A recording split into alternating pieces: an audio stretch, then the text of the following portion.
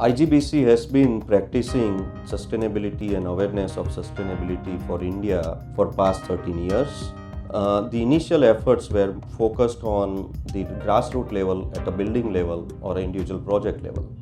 The awareness on the building or individual projects have grown and matured. So this year's Congress focus is extending the efforts to the green city level.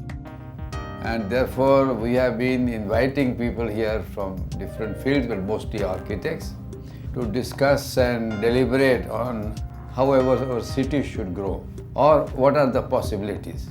We are talking as architects. We are talking in terms of building. We are talking about this. Really, why are we building? For whom? So, if we look at people, what is it that makes them click? It is not necessarily the building which is there, but it is the way they look at life and how that life is reflected in their spaces, in their buildings, in their enclosures. You are very right. Ultimately, it's for whom? It's for the people who live in there. If I can give them a stress-free, comfortable, something they can develop socially, spiritually, and be happy in the situation, I think we'll do a great service to our future generations if we are able to contribute that. We have always lived in harmony with the nature. Why have we lost it? Each person living in that village has a mobile phone, is access to satellite television. He sees what is happening in California. He has a prime minister who talks about internet connectivity.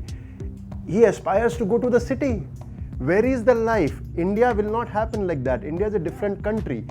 I think the currency that we use for what we define as development has to be correct. Yes. We tend to think of economics as the driver of things.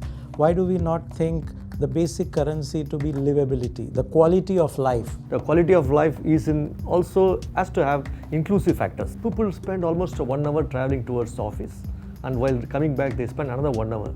A valuable time of 2 hours is simply lost in terms of transportation.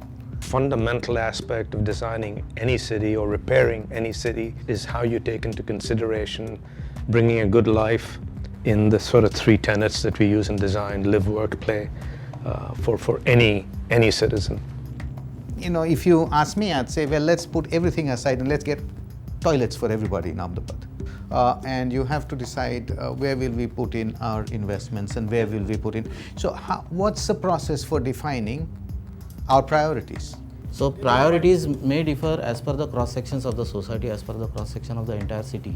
Works which are promoted by common citizens are not that way adding up to a value to the city, and that doesn't fit into a entire fabric. Now that means that instead of thinking about the city as a very large and concentrated phenomenon, which in some cases it might need to be, but we also need to think about what I would call distributed urbanism, that the smaller centers themselves become more fully equipped. If we define like green buildings, smart cities, everything in such a way that everybody feels all those things to be they are already very close to it, and they need to see like how naturally their living can be. When we talk about green buildings, it's a green concept. Even the harmony, calmness is also green. Yes. Even the health is also green.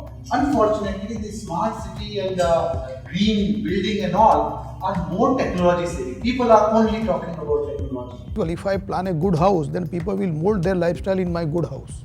So we need big brother and Badappan approach to design and allow them to connect. The spirit of, the function must be there.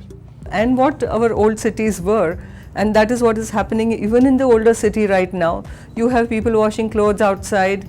Because it's outside, you waste less water. Just before Diwali, you whitewashed your walls with lime because it's antifungal, antibacterial, and that's where sustainability was already inbuilt. Can we really plan a city? Can we plan a city for to have the fundamental question? You can't regiment it over the next 40 years, it will go like this, then beyond 50 years. See, look at what happened to Mumbai, what happened to HCR. The way we have structured our whole system is that the city actually doesn't earn anything. You don't have an elected body that actually governs the city. They don't have, even if there was an elected body, it doesn't get the money. because the money doesn't go to it. So I think you need to have there are some fundamental issues that you need to address in the way we structure our cities. First of all, we must acknowledge that this city is important. I think we have been talking generalities for a very long time, and we need, because so when we talk generalities, it gets miscommunicated, misunderstood. Even if we tackle the low-hanging fruit, to define a specific action plan. This is what we need to do in the next 5 years. Then subsequently, this, and have a 30-40 year plan, game plan. What I more and more feel that what unites the Indian soul, deep down my belief says it's a spirituality. If we can really drive our agenda, I mean all these good education system, good health system, good infrastructure, transportation, all these good things that any good life needs, but a spiritual angle to that, a wisdom that we had, the value system that we had, those core values have to be instilled no matter what we do. Then I think that's good city to me. That's an Indian city to me. I feel this movement should now pick up and also create a good network. For example, if Gandhiji's movement of Swavalam, self-sufficiency, how do we really make people feel owners? How do we feel that our shareholding is with everybody? That means, right from the raw material to the final product of the community and the city. I think then we are talking about truly something which is good.